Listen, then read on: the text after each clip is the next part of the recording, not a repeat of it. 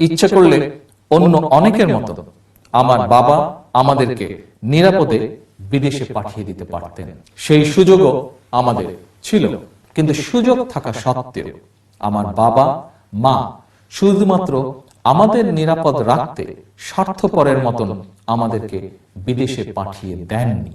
বরং আমি দেখেছি আমার মা বাবা দেশের প্রতিটি নাগরিকের জন্য এবং তাদের সন্তানদের জন্য দেশকে একটি নিরাপদ রাষ্ট্র হিসেবে গড়ে তুলতে কাজ করে চলেছিলেন এবং কাজ করছেন।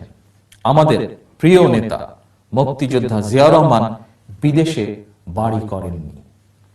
আমার মা তিনবারের নির্বাচিত সাবেক প্রধানমন্ত্রী বিদেশে বাড়ি করেননি। আমিও এই পরিবারের সন্তান।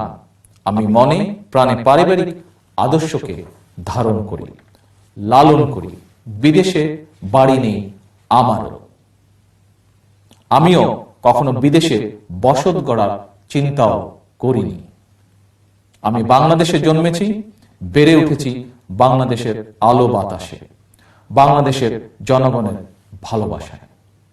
তাই রাজনীতিতে সক্রিয় হয়ে আমি ঘুরে বেরিয়েছি, ছুটে গিয়েছি বাংলাদেশের প্রতিটি গ্রাম, প্রতিটি জনপদে। আমি জানি, মানি, বিশ্বাস করি দেশের জনগণই আমার আশ্রয়, বাংলাদেশই আমার ঠিকানা।